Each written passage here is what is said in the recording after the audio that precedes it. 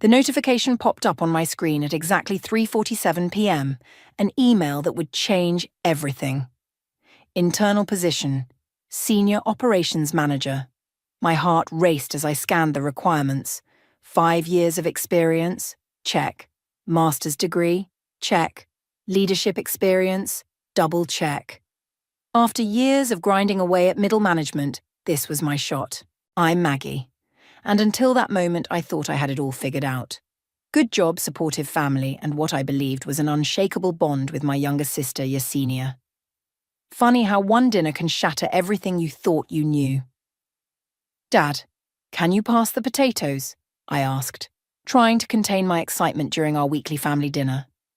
The familiar scent of Mom's pot roast filled the dining room, and the clink of silverware provided a comfortable backdrop to our usual banter. So, I started, unable to hold it in any longer. Guess who's up for senior management? Mum's face lit up. Oh, honey, that's wonderful. She reached across the table to squeeze my hand. Isn't it wonderful, Stuart? Dad nodded, his mouth full of pot roast. But it was Yesenia's reaction that caught my attention. Her fork stopped midway to her mouth, and something flickered across her face. Something I couldn't quite place. That's great, she said, her voice oddly flat. When would you start? Well, I still need to interview, I explained, watching her carefully, but if I get it, it would be next month. The salary increase alone would be life-changing. Life-changing, Yesenia echoed, pushing her peas around her plate. You already make more than most people our age, Mags. Mom shot her a look. Yesenia. What? I'm just saying. She shrugged, but there was an edge to her voice I'd never heard before. Some of us are still trying to get our foot in the door while others just keep climbing. Dad cleared his throat. Your sister's worked hard, Yesenia. But you're doing well too, aren't you? That temp position at Maggie's company is going well? It's fine, she muttered, then suddenly brightened. Actually, Khalil seems really happy with my work. He mentioned possibly making it permanent. My stomach twisted slightly. Khalil was my direct supervisor, and this was the first I'd heard about Yesenia's potential permanent position. I'd helped her get the temp job 3 months ago, thinking it would be a good stepping stone for her. That's wonderful news, Mom beamed. Both my girls moving up in the world. I forced a smile, but something felt off. The conversation shifted to Dad's golf game, but I couldn't shake the unease. As we cleared the table, I heard Yesenia's whispered voice from the kitchen. Dad, can I talk to you for a minute? It's about Maggie. I lingered by the dining room, straining to hear more, but Mom called me to help with dessert. When I returned, Dad was looking at me strangely, and Yesenia wore an expression I'd never seen before, something between concern and triumph. Later that night, as I drove home, my phone buzzed with a text from Genesis, my closest friend at work. Hey, weird question. Did you know Yesenia was in Khalil's office for like an hour today? I stared at the message, remembering Yesenia's strange reaction at dinner, the whispered conversation with Dad. And now this. A chill ran down my spine as I realized something wasn't adding up. No, I typed back. I didn't know that. Genesis's response was immediate. Watch your back, girl. Something's not right. I pulled into my driveway, killed the engine, and sat in the darkness. The excitement of the promotion opportunity had been replaced by a gnawing anxiety. For the first time in my life, I wondered if I really knew my sister at all. My phone buzzed again. Another text from Genesis. BTW. Heard Khalil talking about the promotion candidates today. Your name came up, but not in a good way. I gripped my steering wheel, knuckles turning white. The pieces were starting to fall into place, but I didn't want to believe it. Not Yesenia, not my little sister. But as I replayed dinner in my mind, her reactions, her words, that whispered conversation, I couldn't ignore the warning bells anymore. Something was happening behind the scenes, and my own sister might be orchestrating my downfall. I took a deep breath and typed back to Genesis, "Tell me everything you know. Don't leave anything out." The 3 dots appeared, disappeared, then appeared again. Whatever Genesis was about to tell me, I had a feeling my world was about to turn upside down. The next morning, the office felt different. People who usually stop by my desk for coffee chat hurried past with quick, awkward nods. Even Janet from accounting, who normally couldn't shut up about her cats, barely made eye contact in the break room. Did I suddenly become invisible? I muttered, stirring my coffee. Genesis appeared beside me, her face tight with concern. We need to talk. Now. She led me to the small courtyard outside where employees usually took their smoke breaks. The morning air was crisp and the space was mercifully empty. Okay, spill it, I said, wrapping my hands around my warm coffee cup. Genesis leaned against the brick wall.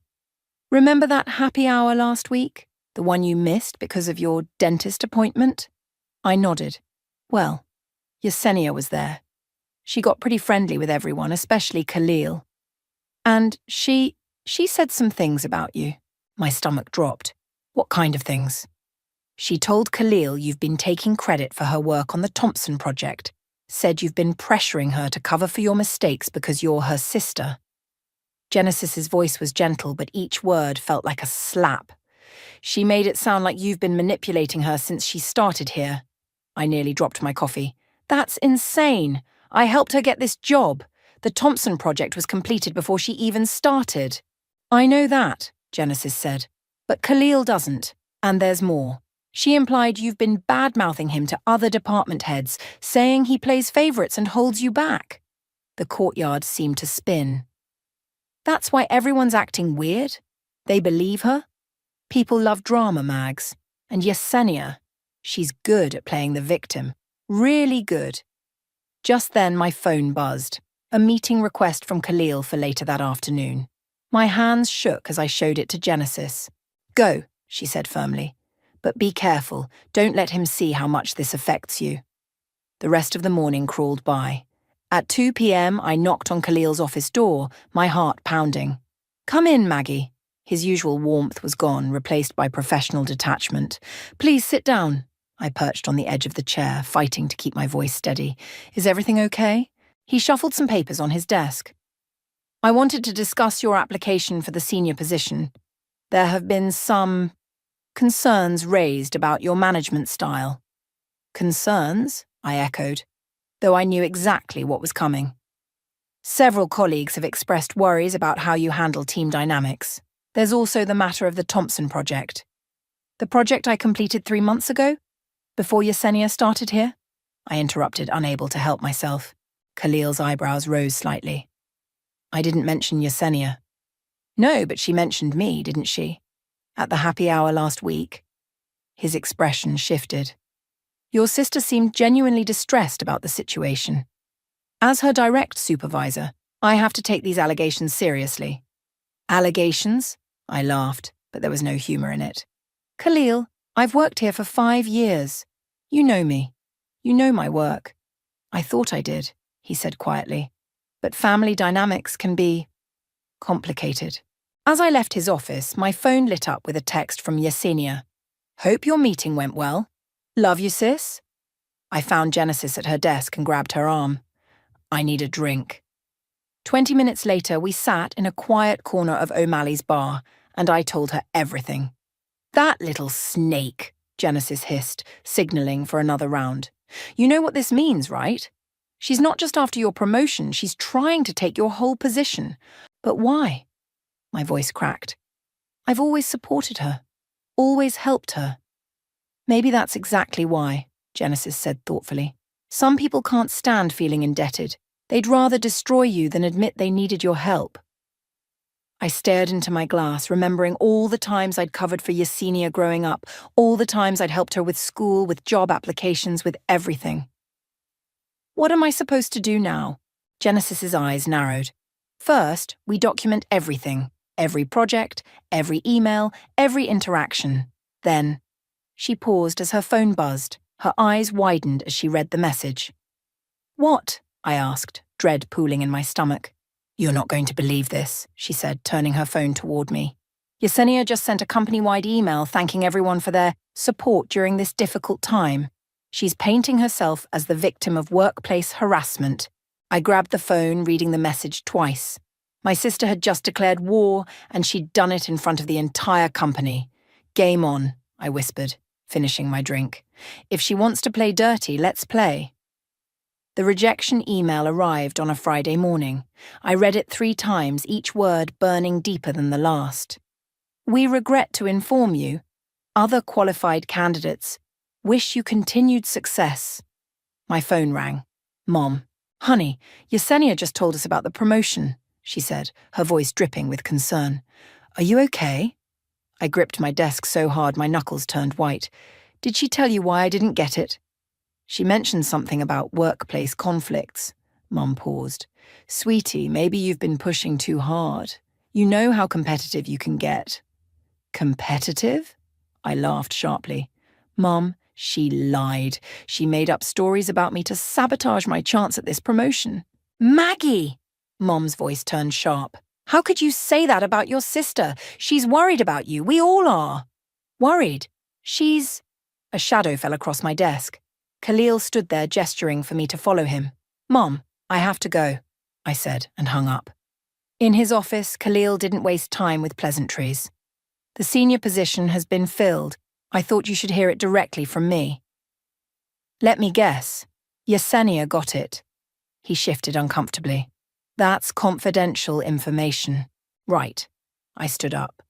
Just like the confidential information she shared about me. The lies about the Thompson project. The made-up stories about harassment. Maggie, sit down. His voice was firm. Your sister provided detailed examples of concerning behavior. Multiple colleagues corroborated her statements. Corroborated? I pulled out my phone, opened my emails. You mean like this email from 3 months ago, where you congratulated me on completing the Thompson project? Before Yesenia even worked here? Khalil's expression flickered. Or these performance reviews? I continued, my voice steady despite my racing heart. 5 years of excellence, not a single complaint, until my sister started working here. I understand you're upset. No, you don't understand anything. I stood again.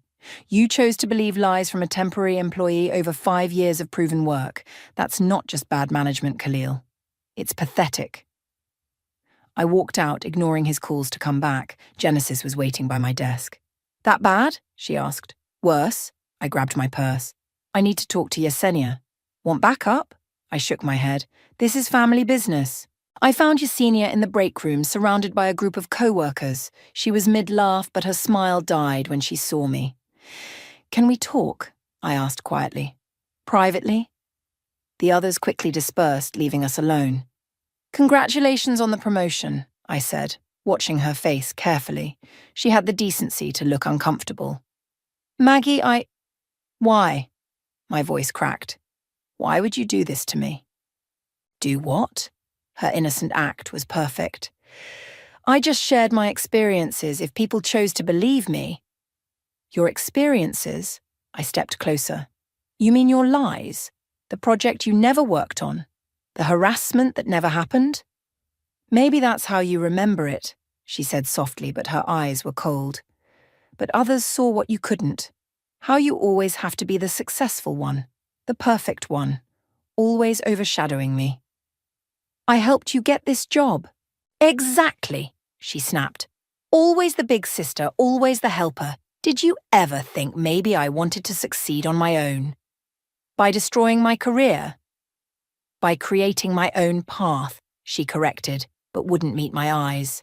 Maybe it's time for you to step back. Let someone else shine. My phone buzzed. A text from Dad. Coming over tonight. We need to talk about your behavior at work. I showed it to Yesenia.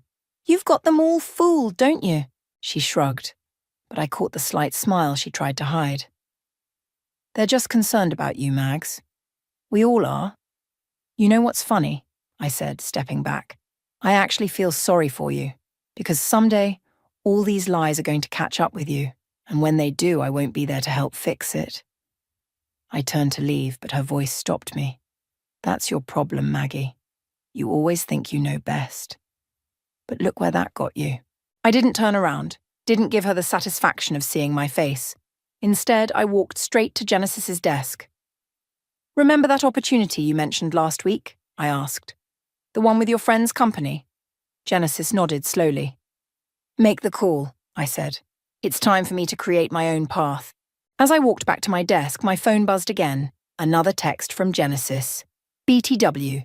Saw something interesting at the company party last night. There's more to this story than you know. Much more. The living room felt smaller than usual with Dad pacing back and forth, Mum perched anxiously on the edge of the couch, and Yesenia sitting there with perfectly practiced concern on her face. This has to stop, Maggie, Dad said, running his hands through his greying hair. This vendetta against your sister is getting out of hand. Vendetta? I stood up, my coffee cup rattling on the table. Have you even asked for my side of the story? We know you're upset about the promotion, Mom started.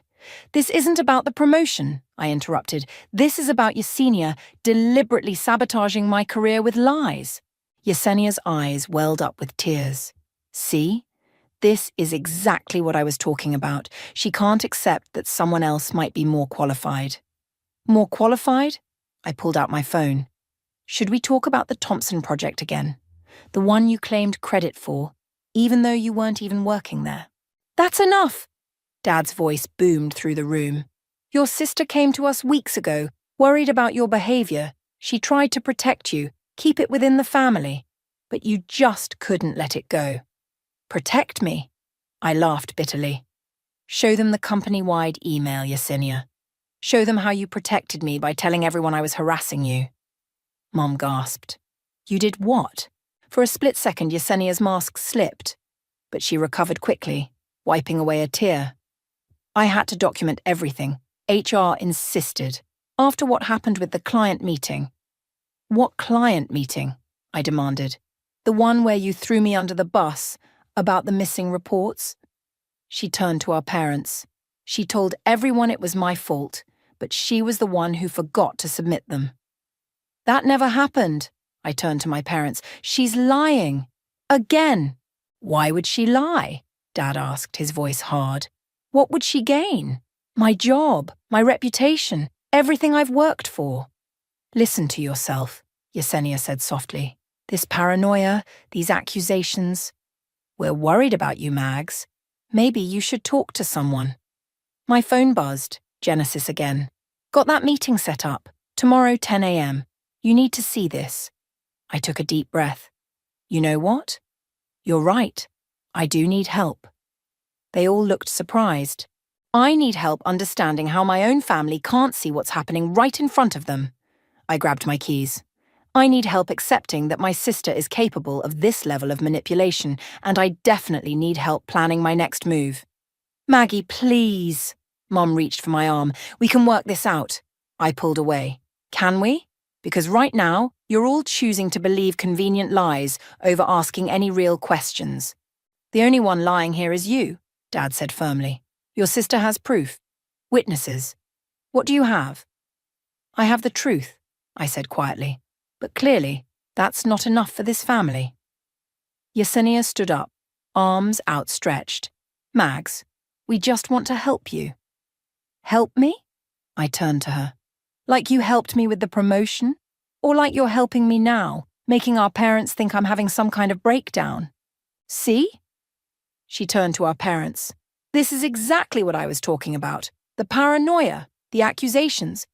Stop saying paranoia, I snapped. You know exactly what you're doing, and someday, everyone else will too. Dad stepped between us. I think you should leave, Maggie. Come back when you're ready to apologize to your sister. Apologize? I looked at each of them. Dad's stern disappointment, Mom's worried confusion, Yesenia's perfect victim act. You know what? You're right. I should leave. I walked to the door, then turned back. But don't expect an apology. And don't expect me to come crawling back when the truth finally comes out. Maggie, please, Mom called after me, but I was already halfway to my car. My phone buzzed again. Genesis. Just got some interesting security footage from the company party. Trust me, you're going to want to see this.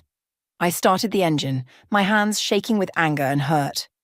On my way, I texted back. As I pulled away, I caught a glimpse of my family in the window. Mom crying, Dad comforting her, and Yesenia watching me leave with what looked suspiciously like a smile. Game's not over, sis, I muttered, pressing the accelerator. Not even close. The streetlights blurred as I drove toward Genesis's place, my mind racing with possibilities. Whatever she had found, whatever was on that security footage, I knew one thing for certain. Tomorrow would change everything. Genesis's laptop screen flickered in her dimly lit living room. "Watch this," she said, pressing play on the security footage from the company party. The grainy video showed Yesenia and Khalil in what they thought was a private corner. Their body language was intimate, too intimate for a boss and employee. Then something unexpected happened. They kissed. "Holy shit," I whispered. "Keep watching," Genesis said grimly. The footage continued. They were arguing now. Yesenia's voice came through the speakers, tinny but clear. "You promised me that position. I did everything you asked." Khalil glanced around nervously. "Lower your voice. You know we can't." "Can't what?" "Tell everyone how long this has been going on? How you hired me specifically to push Maggie out?" I felt the blood drain from my face. Genesis paused the video. "There's more," she said. "But first, someone wants to talk to you." On cue, there was a knock at her door. Genesis opened it to reveal Khalil, looking like he hadn't slept in days. "What's he doing here?" I stood up, ready to leave. "Please," Khalil held up his hands. "I need to tell you something. I owe you that much." Genesis nodded encouragingly. "Hear him out, Mags." I sat back down, arms crossed. "Talk." Khalil sank into a chair. "Your sister and I. It started 3 months ago before she even worked here. She approached me at a networking event, seemed interested in my work. Things progressed quickly." "Spare me the details," I said coldly. "She told me things about you," he continued, "made me question your loyalty to the company, suggested you were planning to leave for a competitor. I was stupid enough to believe her." "Why are you telling me this now?" He pulled out his phone, showed me a text message.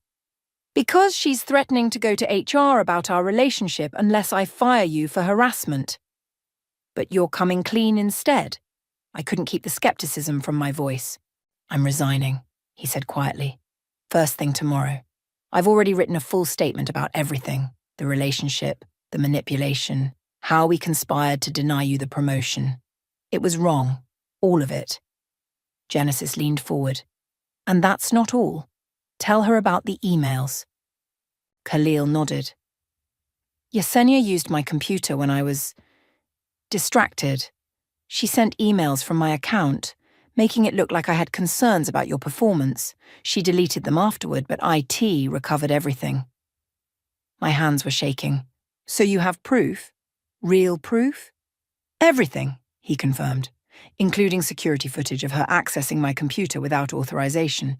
That's a fireable offense." "Speaking of proof," Genesis interrupted, turning back to her laptop, "watch this last bit." The video showed Yesenia on her phone, speaking quietly but clearly. "Dad, you have to believe me. Maggie's becoming unstable. I'm worried about her. No, don't confront her yet. Let me handle it my way."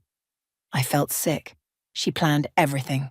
"There's one more thing," Genesis said, pulling out a business card. "Remember that contact I mentioned? Carson Rogers. He's looking for a senior operations director at his firm. Better salary, better position, different city." "Different city sounds pretty good right now," I admitted. "He wants to meet you tomorrow," Genesis smiled. "And guess what? They're direct competitors with our company." Khalil cleared his throat. "The irony is, Yesenia's lies about you going to a competitor might actually come true." "Calm as a bitch," Genesis grinned. My phone buzzed. Another text from Yesenia. "Hope you're feeling better, sis. Family dinner tomorrow." I looked at the evidence on Genesis's laptop, then at Khalil's phone, then at Carson's business card. "No," I typed back. "I have a job interview." 3 dots appeared immediately. "What? Where?" I smiled, not responding. Let her sweat. "What are you going to do?" Genesis asked. "Nothing," I said, surprising them both. "Yet. First, I'm going to ace that interview tomorrow. Then, when I have a signed offer letter in hand," I gestured to the laptop, Then we'll show everyone exactly who my sister really is. Khalil stood up. I'll have my statement ready first thing tomorrow. It's the least I can do. After he left, Genesis poured us both a glass of wine. You know what the best part is? Yesenia has no idea what's coming. No, I said, thinking about my sister's smug face at the family meeting, but she will. My phone buzzed one more time, an email from Carson Rogers himself. Looking forward to our meeting tomorrow. Your reputation precedes you. I smiled, raising my glass to Genesis. To karma, she echoed. And to sisters who don't know when to quit while they're ahead. Carson's office felt different from any I'd been in before, warm, inviting, with floor-to-ceiling windows overlooking the city. He sat across from me, reviewing my portfolio with genuine interest, not the fake enthusiasm I'd grown used to. Your work on the Thompson project is particularly impressive, he said, looking up. Tell me more about how you handled the client resistance. For the next hour, we discussed strategy, leadership, and vision. No games, no politics, just pure professional respect. I'll be direct, Maggie, he said finally, closing my portfolio. We need someone like you, someone who can build teams, drive results, and maintain integrity under pressure. My heart skipped. I appreciate that, but the salary is double what you're making now, he continued. Full relocation package to Seattle, signing bonus, and complete autonomy over your department. I tried to keep my voice steady. That's generous. It's what you're worth. He leaned forward. And yes, I know about the situation with your sister. My stomach dropped. How? Genesis filled me in. Don't worry. It only confirmed what I already knew about your character, standing your ground while maintaining professionalism. That's exactly what we need here. My phone buzzed. Yesenia again. Why aren't you answering Mom's calls? They're really worried about you. I ignored it. Carson noticed. Family complications don't scare us, he said softly. Sometimes the bravest thing we can do is start fresh. When would you need an answer? He slid a folder across the desk. The offer letter's inside. Take the weekend to think about it, but remember, Seattle's a big city. Plenty of room to breathe, to grow, to heal. As I left his office, another text came through, this time from Genesis. Khalil submitted his statement to HR. All hell's breaking loose here. Yesenia's freaking out. I smiled, opening the folder to look at the offer letter. The salary number made me dizzy. My phone rang. Mom again. This time I answered. Where are you? She demanded. Yesenia says you're acting erratic, missing work. I was in a job interview, I cut her off. A very successful one, actually. Silence. Then, what job interview? Senior director position, different company, different city, double the salary. Different city? Her voice cracked. Maggie, you can't just run away from your problems. I'm not running, Mom. I'm walking away. There's a difference. But your sister should be more worried about herself right now, I said calmly. Check your email. I just sent you something interesting. I heard her clicking, then a sharp intake of breath as she watched the security footage. This can't be real, she whispered. It is. And there's more. Ask Yesenia about Khalil's statement to HR. Ask her about the emails she sent from his account. Ask her about... Oh, God, Mom interrupted. Your father needs to see this. Everyone's going to see it, Mom. The truth has a way of coming out. Just then, another call beeped through. Yesenia. I switched lines. You bitch, she hissed. What did you do? Me? Nothing. Karma, on the other hand. They're going to fire me, her voice cracked. Everything I worked for. Everything you stole, you mean. Everything you lied about. I deserved that promotion, she shouted. I deserved... Save it for HR, I cut her off. Oh, and Yesenia. I got a new job, director position, twice the salary. Funny how things work out, isn't it? I hung up, hands shaking, but smile firmly in place. My phone immediately lit up with messages. Dad, Mom, Genesis, even Khalil. But the one that caught my eye was from Carson. Dinner tonight. Let's discuss your vision for the department. Seattle's waiting. I looked out over the city, my city for now, and felt something I hadn't felt in weeks. Peace.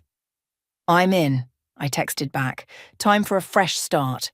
As I walked to my car, one last text came through from Genesis. OMG, Yesenia just got escorted out by security. She's crying about how sorry she is, how she never meant for it to go this far. Too little too late, sister. I put my phone away, started the engine, and headed home to pack. Sometimes the best revenge isn't about getting even. It's about getting better. And Seattle was looking better by the minute. The offer letter sat on my passenger seat, a ticket to a new life. My phone kept buzzing with family drama, but for the first time in forever, I felt no obligation to answer. Let them deal with the truth they'd been so eager to ignore. I had a dinner to prepare for and a future to plan. I hadn't planned on going to my parents' house one last time, but something pulled me there. Maybe it was the dozen missed calls from Mom, or maybe it was the need for closure. Either way, I found myself standing on their familiar porch, signed offer letter in hand. The door opened before I could knock. Dad stood there, looking older than I'd ever seen him. Come in, he said quietly. We need to talk. The living room was tense. Mom sat in her usual spot, eyes red from crying, and there was Yesenia, makeup streaked down her face, looking smaller than ever. I got a job offer, I said, breaking the silence. In Seattle. Seattle? Mum's voice cracked. But that's so far. That's the point. I placed the offer letter on the coffee table. I start in 2 weeks. Maggie, Yesenia started, but Dad held up his hand. Let your sister speak. I took a deep breath. I came to say goodbye and to make sure you understand exactly why I'm leaving. We saw the videos, Dad said, his voice heavy. Read Khalil's statement. Your mother and I, we owe you an apology. An apology? I laughed, but there was no humor in it. You didn't just fail to believe me, Dad. You actively chose to believe the worst about me, your own daughter. I was jealous, Yesenia blurted out. You were always the successful one, the smart one. I just wanted to destroy my career, to make our parents think I was having a mental breakdown, to sleep with my boss for a promotion. She flinched at each accusation. Maggie, please. Mom reached for my hand. We can fix this. As a family. I pulled away. Fix what? The trust that's gone? The relationships that are broken? Some things can't be fixed, Mom. So you're just leaving? Yesenia's voice was small. Running away? Running away? I turned to her. That's rich coming from someone who couldn't handle earning success on her own merit. No, I'm not running away. I'm moving forward, there's a difference. Dad picked up the offer letter, whistled at the salary. This is impressive.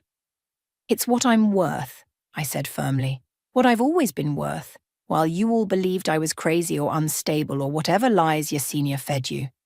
I'm sorry, Yesenia whispered. I never meant... Save it, I cut her off. Your sorry means nothing when you're only sorry because you got caught. My phone buzzed. A text from Genesis. Packed and ready for our celebration dinner. Carson's waiting. I have to go. I stood up. I just wanted you to know that I'm okay.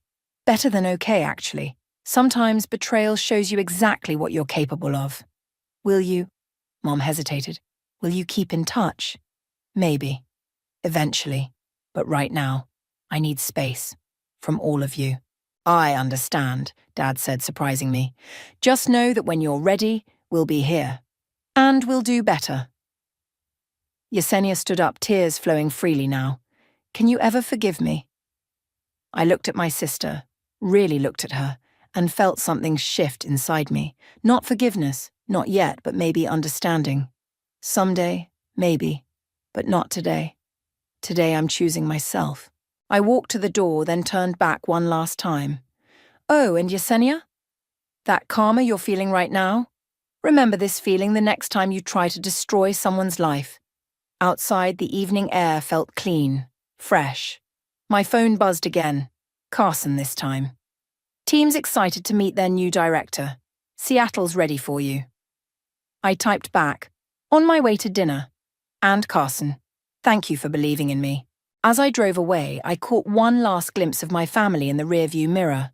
Mom crying on Dad's shoulder, Yesenia standing alone by the window. Part of me ached, but a stronger part felt free. Genesis was waiting outside the restaurant grinning. Ready to celebrate your escape from crazy town? More than ready, I smiled back. You know what's funny? For the first time in my life, I feel completely in control. That's not funny. She linked her arm through mine. That's justice. Inside, Carson stood to greet us, champagne already on the table. To new beginnings, he raised his glass. To new beginnings, I echoed, feeling lighter than I had in months. My phone buzzed one last time, a text from Dad. We're proud of you, even if we didn't show it right. Fly high, kiddo. I turned my phone face down. Tomorrow I'd start packing for Seattle. Tomorrow I'd begin my new life. But tonight? Tonight was for celebrating survival, strength, and the sweet taste of rising above it all. The Seattle rain tapped against my office window as I reviewed the quarterly reports.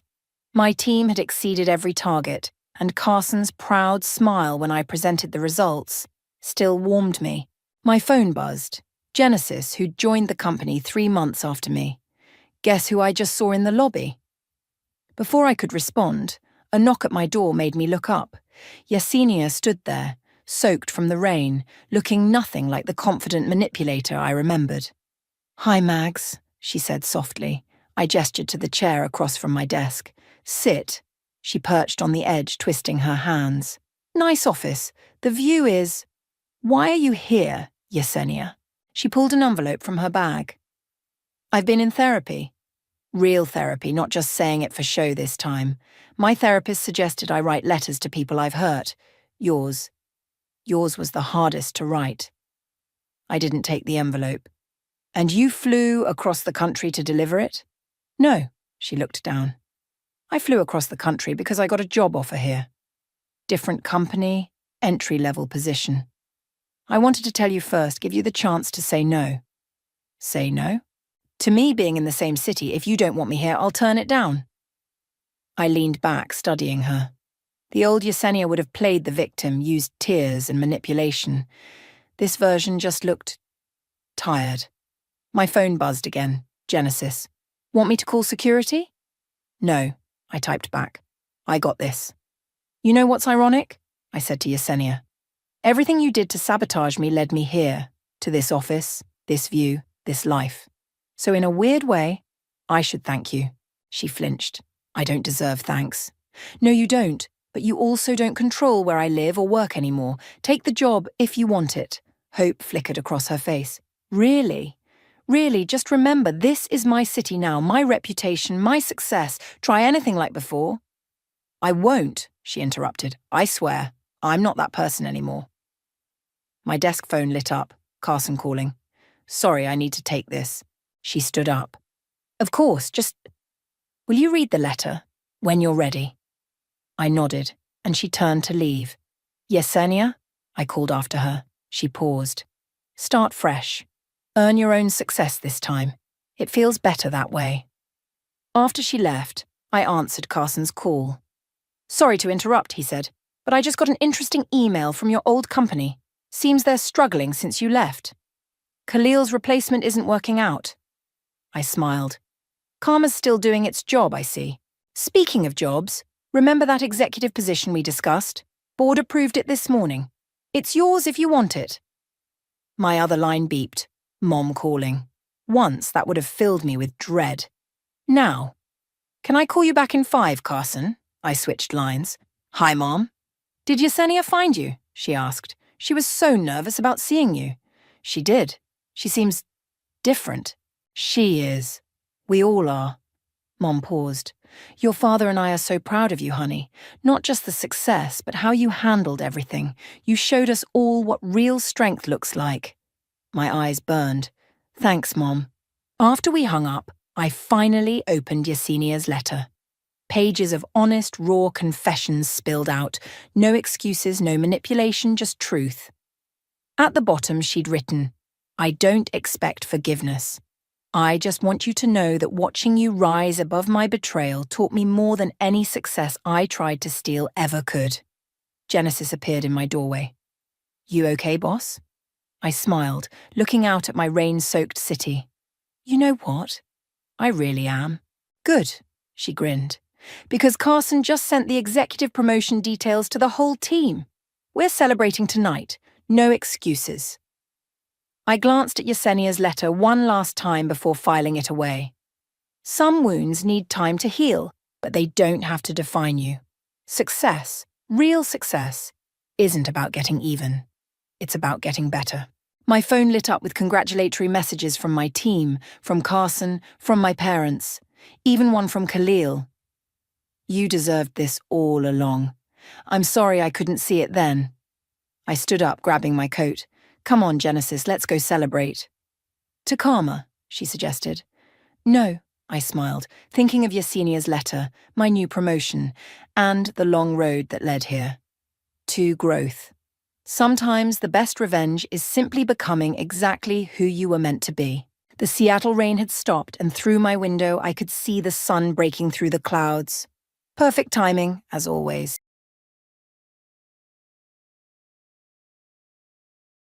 When I married Jerry, I was fortunate to inherit some real estate from my grandparents. They suggested I use it to secure our future, but they also advised me to keep it confidential, even from Jerry. They believed it was prudent to have a passive income that only I knew about, ensuring I would always have financial security. Regrettably, Jerry has often overstepped boundaries when it comes to possessions and finances. For instance, he has attempted to redistribute gifts I bought for my parents to his parents, aiming to enhance his image. His actions distressed me, especially when he reacted strongly to being confronted with the truth. Recently, a significant incident raised my concerns further. I discovered that $22,000 had been withdrawn from an account I manage intended for our living expenses. This account was supposed to complement the income Jerry contributed to our household. I had no recollection of making such a large withdrawal, leading me to the inevitable conclusion that Jerry must have taken the money. When I confronted him about the missing funds, he casually admitted that he had lent the money to his mother, Kayla, who was facing some troubles. He did this without my knowledge or consent. This revelation was quite shocking, as it not only involved a large sum of money but also demonstrated a lack of communication and respect for our mutual financial decisions. Such actions have made me reconsider our relationship dynamics. If our marriage cannot be built on mutual respect and transparency, particularly regarding finances, it might be necessary to reevaluate our future together. The idea that what one spouse acquires automatically belongs to the other without discussion is not a sustainable way to manage a marriage. If this approach remains unacceptable, then perhaps, regrettably, the solution might be to consider a separation. It's all right, I suppose. After all, the money was mine that I earned through hard work. We do have some savings, so the loss of that amount shouldn't be catastrophic. If Kayla was indeed facing difficulties, I understand the need to help. However, a simple conversation with me beforehand would have been appreciated. The account is jointly ours, after all.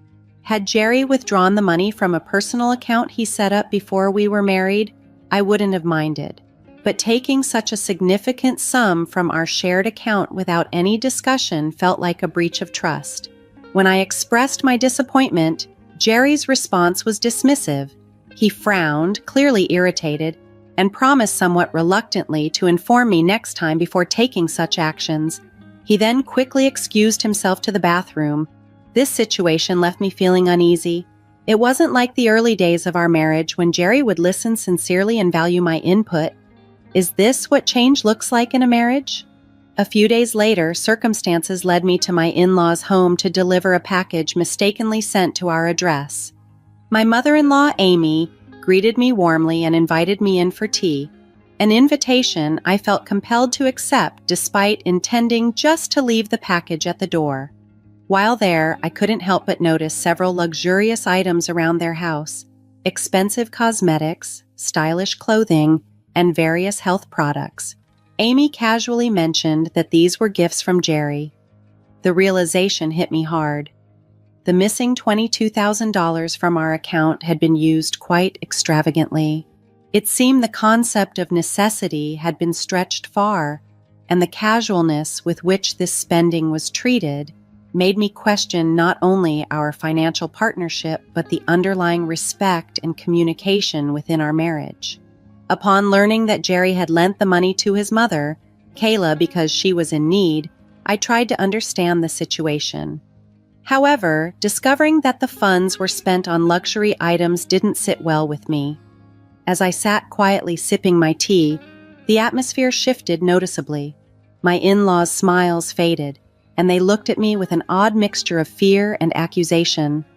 "My son is such a wonderful, generous boy, always buying gifts for me," my mother-in-law started, her tone turning confrontational. "But what about you? As his wife, are you taking good care of my wonderful son? There seems to be some trouble, I hear. He mentioned getting a lot of blame from you for using the money to help me." It became clear then, Jerry had painted himself as a victim in front of his parents, a good son merely helping out his mother, which explained their fearful and defensive attitude toward me. This revelation exhausted my patience not just with my in-laws but with Jerry as well. I had never anticipated such a lack of support and understanding in my marriage, pushing me to consider divorce seriously. I started envisioning a future where, post-divorce, I would move back to my parents' home, a 2-story structure over 32 years old, designed before my brother was born. It used to house our family of 5 comfortably, but now it stood largely empty and was becoming impractical for my aging parents, who struggled with mobility. The house had some modifications like handrails, but its spacious layout was more challenging to navigate for them. A 1-story house would be far more suitable for their needs. With the financial security from my passive income, I could rebuild their home into something more comfortable and accessible. Filled with a mix of resolve and relief, I called my parents to discuss my plans for a divorce and the idea of reconstructing their house. Surprisingly, my parents weren't shocked by the news of the divorce. Their reaction only solidified my decision, as it seemed they too understood the need for a change, supporting my desire to start anew and build a better environment for our family. The news of rebuilding their home brought genuine joy to my parents. Over the phone, I could sense their happiness as they thanked me. "I'm glad that you're planning to rebuild it for us. Thank you," they said. They reassured me that even if they couldn't live there for long, it wouldn't be a problem, as I could eventually take over the house since it was funded by my income.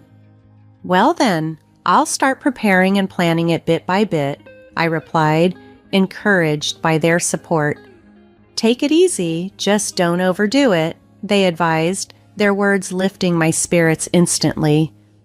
As I began organizing the rebuild of my parents' house, I awaited a response from the construction company.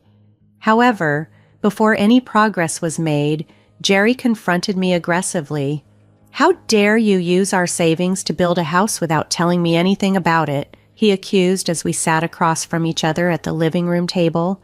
He banged his fist on the table, his voice rising without any regard for my feelings. "Well, my parents will live in the new house," I stated firmly. "That's impossible because it was built for my parents to live in," he retorted. He insisted that since the house was built with what he perceived as our common property, his parents had a right to live in it too. "Are you planning to cram 5 people into that little 1-story house? Just give me the house then," Jerry demanded, hitting the table louder. Fearing his reaction if he discovered the passive income I had kept secret, I decided it was time to reveal the entire truth. "To tell you the truth, I have passive income," I confessed. "I've been saving from the real estate gifted to me by my grandparents. I've paid for the rebuild with that passive income, so I didn't take a penny out of our common property." Feeling guilty for breaking a promise to my grandparents to keep this a secret, I watched as Jerry's reaction turned even more intense. He shook his shoulders in anger and pounded the table harder. "What a bad wife you are, hiding the fact that you have an income. You play around with my money and protect your own like that by keeping secrets." His words stung, but they also clarified the deep issues in our marriage, issues of trust, respect, and shared goals, all of which seemed increasingly insurmountable. Seeing Jerry's face flush with rage, I suddenly grasped why my grandparents had advised me to keep my passive income a secret. Perhaps they had seen something in Jerry that I hadn't recognized until now. "I'll take the house as alimony. Besides, any house you build while we're married is mine too. I am the head of the family, and if you disobey me, I will divorce you," he declared arrogantly. I was overwhelmed with dismay. How had I spent so many years with a man who could so easily disregard my feelings and contributions? Initially, I had planned to use the passive income for our future, especially if Jerry's earnings were insufficient, or if I was unable to work due to injury or illness. It was meant to be a safety net to support both of us, something I intended to share with him when the time was right. But now I no longer wished to use that money on him. Fed up, I stood up and left the house, needing space from the stifling atmosphere. I spent the night at a business hotel to clear my head and plan my next steps. Upon returning home the next morning, Jerry was waiting with a sly, unsettling smile. He approached me smirking and presented a sheet of paper he had been hiding. It was a set of divorce papers already filled out. "You're lying about your passive income, aren't you? You lied about it to cover up that you were taking money from our common property, didn't you?" he accused. His accusations were baseless and repetitive. Despite my honesty and the real existence of my passive income, he refused to believe me. "It's the truth. I have passive income," I insisted, but it was clear he was stuck in his narrative. Jerry's inability to trust and respect my words was the final straw, clarifying that this marriage could not provide the support or partnership I needed. The path forward seemed inevitable, and I braced myself for the next difficult steps of legally untangling our lives. Jerry forced the divorce papers into my hand with a smirk, confidently saying, "You'll let me know when we can move in, okay?" He then patted me on the shoulder, walked out the door, humming cheerily, and mentioned he was going out for a drink. At that moment, it became crystal clear who Jerry really was. Throughout our marriage, he had concealed his disdain for me, never truly valuing my feelings or perspectives. This realization stung, but it also freed me.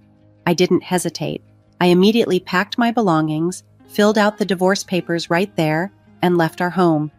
I moved in with my parents temporarily, explaining the entire situation to them. We agreed I would stay with them until the new house was completed.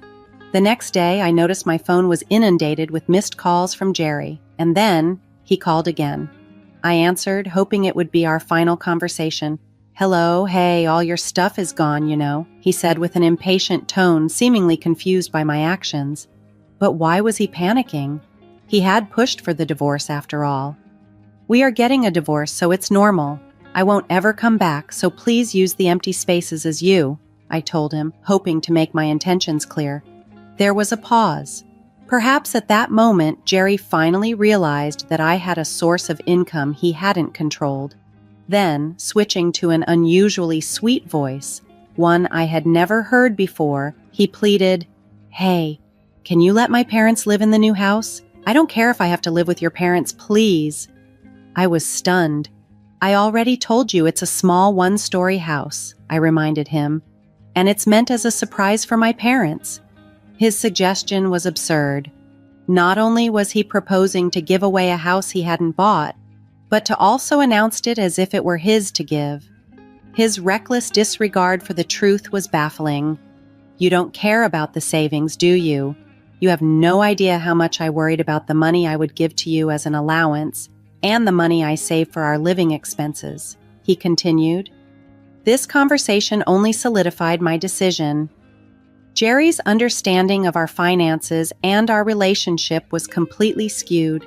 It was clear that moving forward without him was not only a choice but a necessity. As I explained to Jerry the efforts I had put into managing our finances and trying to make ends meet, he disregarded the significance of my struggles. "That has nothing to do with what's happening here. You are just careless with money and leave only the hassle to other people. And you present to your parents as if you prepared everything by yourself, right? I confronted him, highlighting his tendency to take credit for my efforts. Jerry's response, or rather his sudden silence, only intensified my frustration.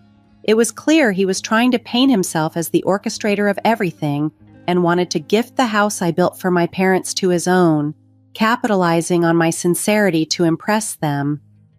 It was both shallow and deceptive. In the end, you're just trying to take advantage of my goodwill and claim my property. There is no justification for you to trample on my feelings and intentions like this. I will not give you the house that I built with all my heart and soul for my parents just so you can show off, I declared firmly, rejecting his plea outright. Jerry grew louder, perhaps in desperation. But husbands and wives are supposed to help each other. I'll tell them that you built it, please. We're not a married couple anymore, are we? We are strangers now since I already filed for a divorce, I reminded him, reinforcing the boundaries that his actions had necessitated. On the day Jerry handed me the divorce papers, I submitted them to the city office immediately. He had been the one pushing for a divorce, and yet, when faced with the reality of our separation, he seemed incredulous. Yeah, you already filed it. Why are you so surprised when you're the one who asked for the divorce? Oh, I didn't think you would leave me. Hey, let's start over. Let's talk it out and try to be a good couple this time, he pleaded, as if unaware of the gravity of his previous actions. How could he say such a thing now? This was a man who had squandered our savings on his mother, threatened me with divorce, and ridiculed me to the very end. Reconciliation was out of the question. No, thank you. Please give my regards to your parents, I said brightly as I ended the call. The next day, my phone was flooded with voicemails and messages from Jerry, still demanding that we get back together. His persistence was as baffling as it was unwelcome, affirming my decision to move forward without him. Jerry claimed that we could still start over and that he loved me, but I sensed his interest lay more in my property and fortune than in our relationship. To sever ties completely, I blocked all his contact information as well as that of his parents. Meanwhile, the construction of the new house was completed and my parents and I moved in. We are now living comfortably in the home I built. Sometime later, I met with a mutual friend who was also acquainted with Jerry, and I shared the news of our divorce. My friend offered words of sympathy and updated me on what had transpired with Jerry and his family. It turned out that Jerry had abruptly resigned from his job, claiming he no longer needed to work hard because he had acquired real estate. However, unable to contact him, his company was left in a bind. The next day, Jerry attempted to retract his resignation, but his bosses, frustrated by his unexplained disappearance and the problems it caused, lectured him. They demanded an explanation, but Jerry, unable to admit he had been banking on my income, lied about his circumstances. Eventually, the truth about our divorce surfaced and his fabrications were exposed. His company refused to rehire him, realizing he had tried to manipulate the situation for his gain. Jerry, who had previously scoffed at my passive income, suggesting it was probably a lie, was now in a precarious position. He returned to live with his parents, who were understandably upset with him. Now, he's struggling to find a new job, marred by his dubious departure from his previous employment. It seems he's facing the consequences of his actions. As for me, life has moved in a positive direction. I'm living with my parents in the house I built, working in a job I've always wanted, and enjoying life. The passive income I had been saving for our future together will now be used to support those who have stood by me. This turn of events has brought me a sense of renewal and peace, affirming that moving on was the best decision for my well-being.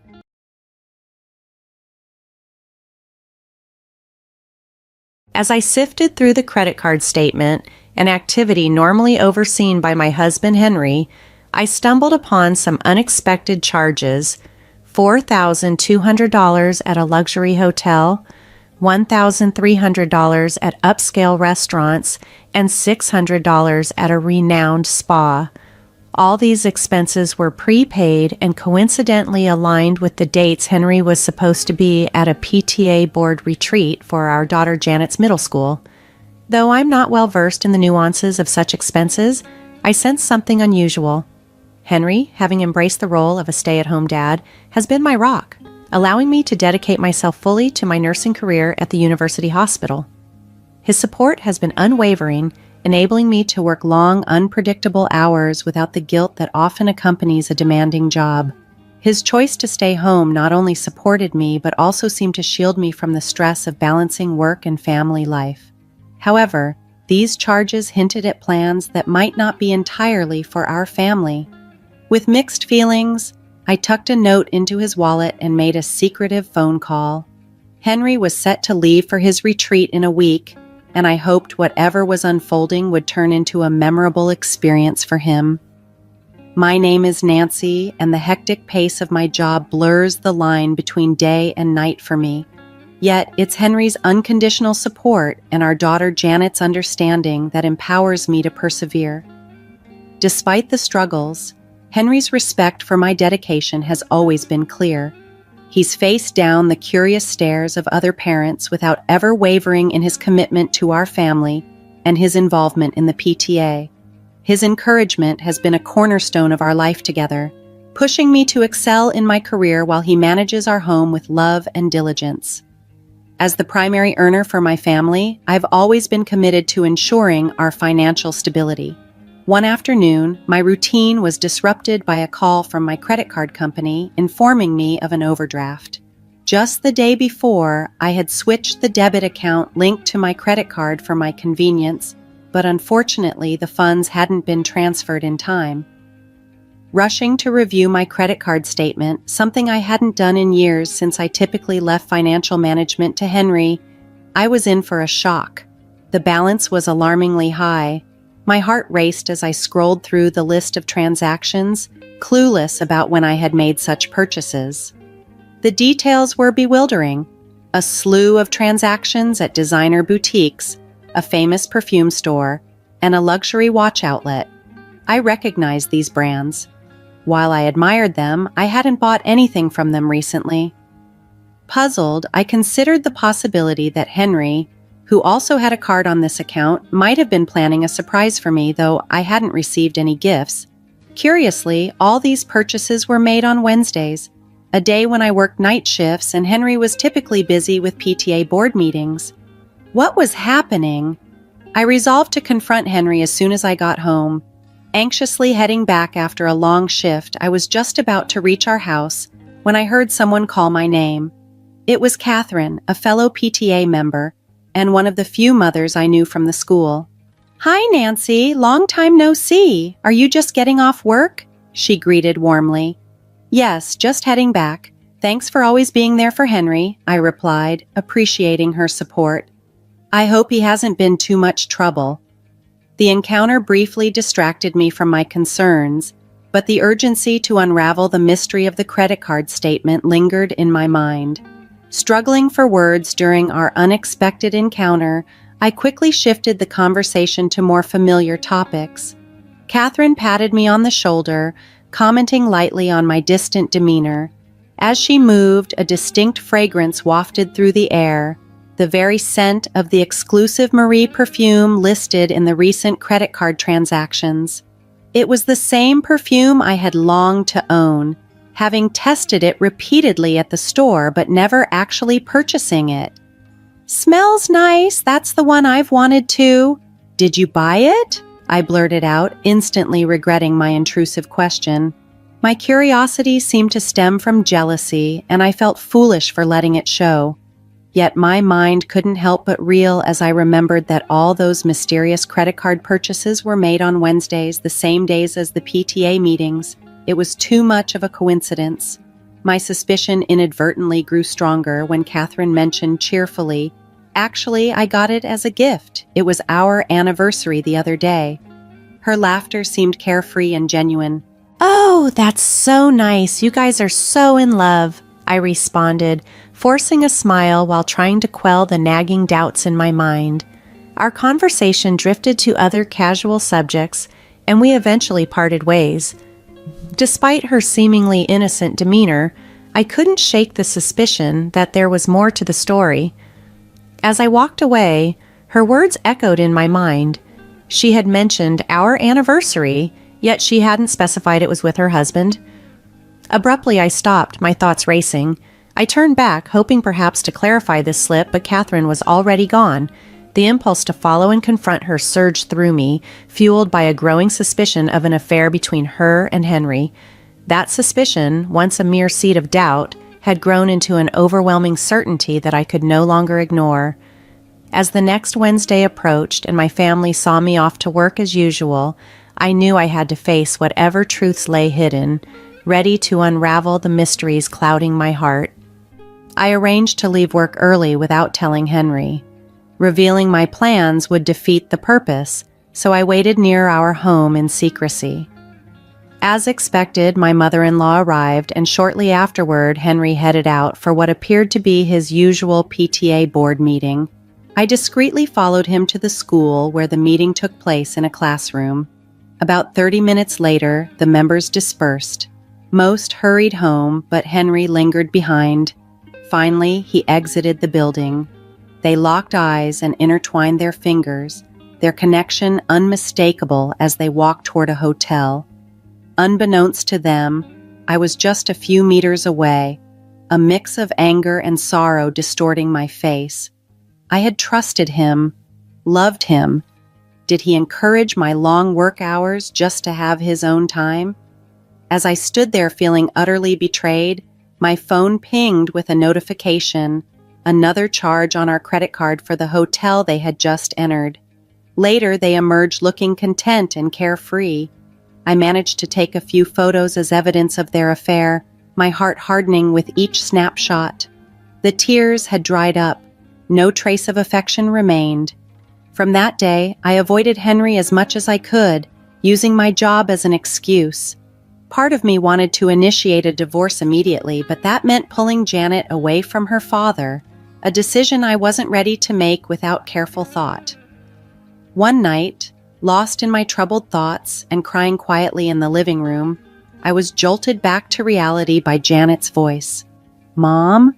It seemed she had either stayed up late or woken up due to the disturbance. She approached and hugged me gently, a simple act that felt like a lifeline amidst the turmoil. Janet's words hit me hard, releasing a flood of emotions I had been holding back.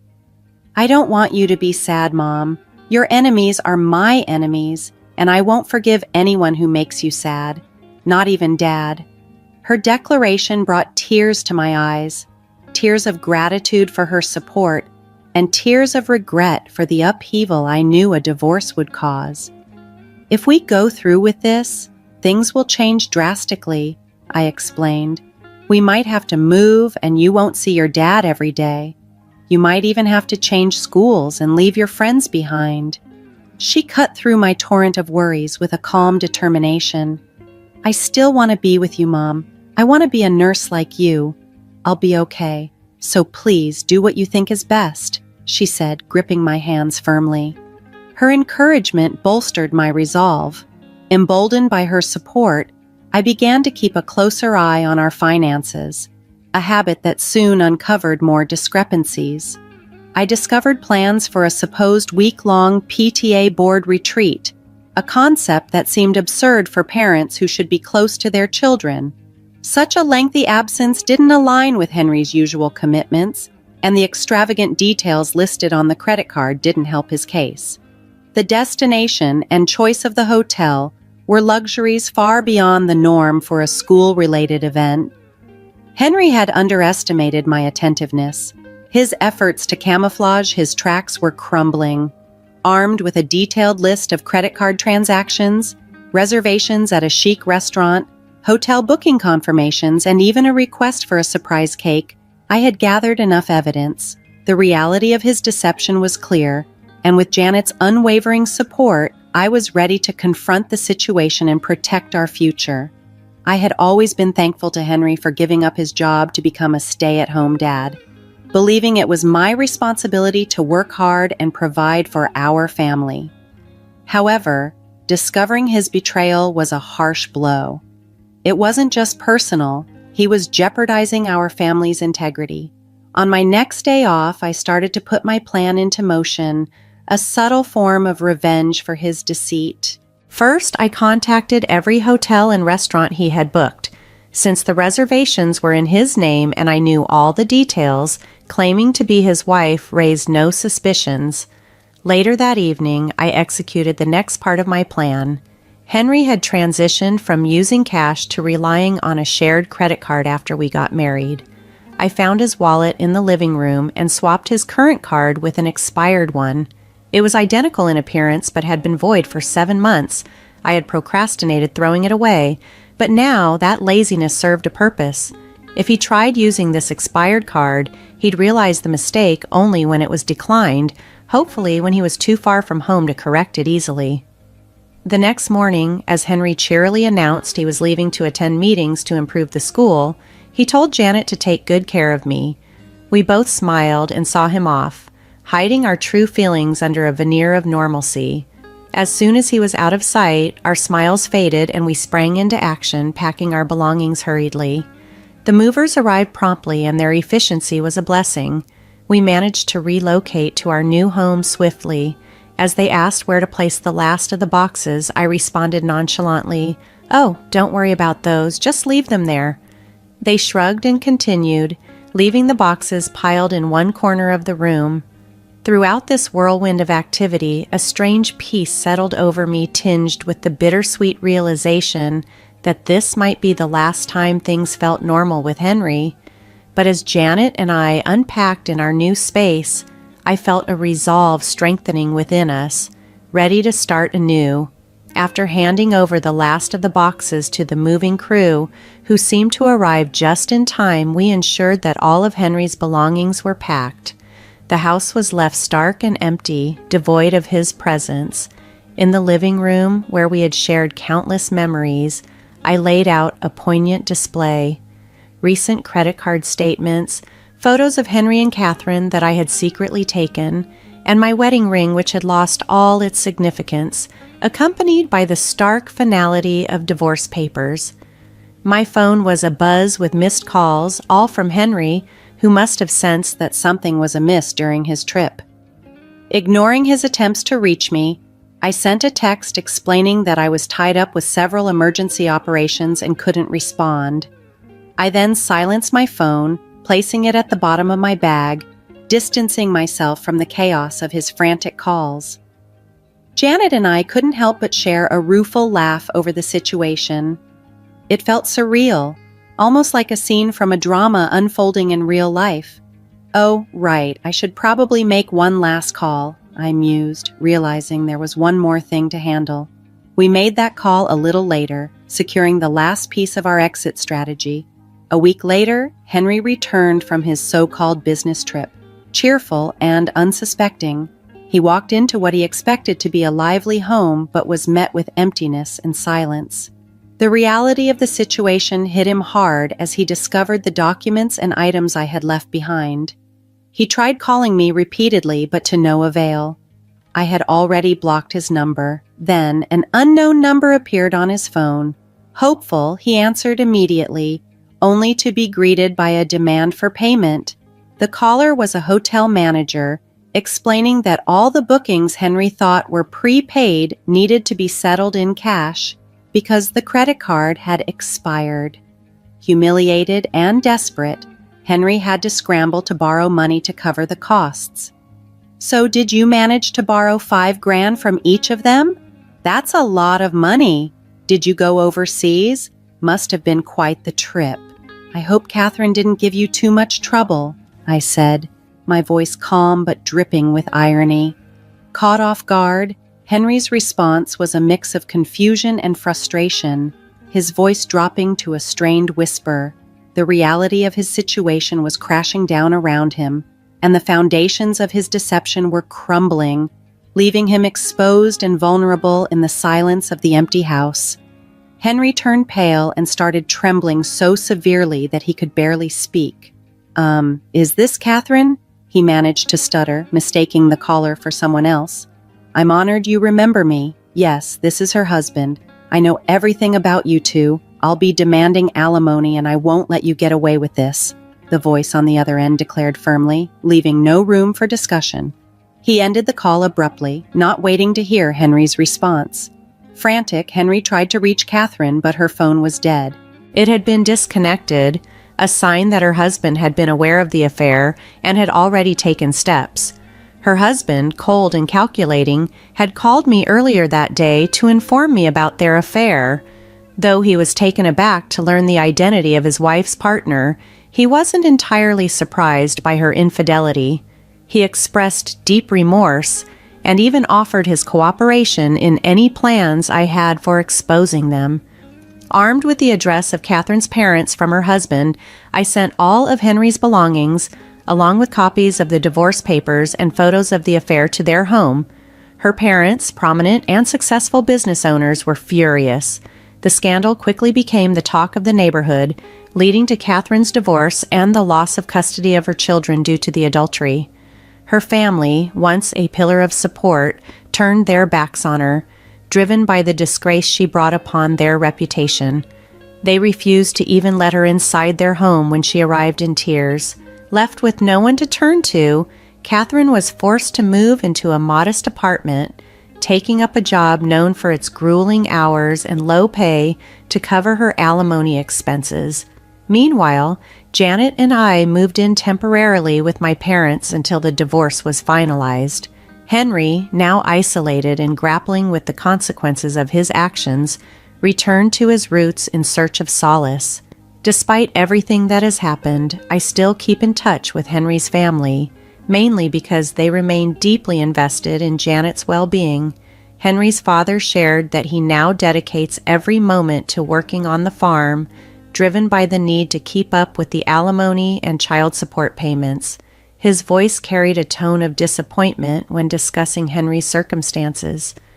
My lawyer successfully negotiated a substantial sum for both alimony and child support, ensuring that Henry's financial responsibilities were quite significant. This will compel him to work extensively, making it tough for him to save anything for himself for the foreseeable future. His father described it almost as a living hell. After the divorce was finalized, Janet and I moved into a new house, and she started at a new school. Her teachers and classmates have been incredibly welcoming, and she's thriving in her new environment, which brings me a great deal of comfort. With Henry no longer in our day-to-day lives, I've taken on the household duties, striving to find a balance between work and home responsibilities, a task more challenging than I anticipated. However, I vastly prefer this life, despite the increased workload. It feels liberating to no longer deal with the turmoil and deceit that came with my previous marriage. I'm now more committed to living a happier and more productive life, embracing the freedom from past negativity.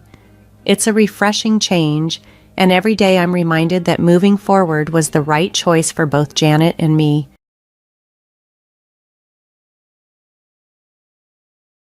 Hello, weren't you supposed to have moved out already? You're always so slow. The movers will be here in an hour. Last week, my husband and his partner made it clear it was time for me to leave. Then, just a week later, the doorbell rang. Standing there were my husband and his partner. How did they even find my new place?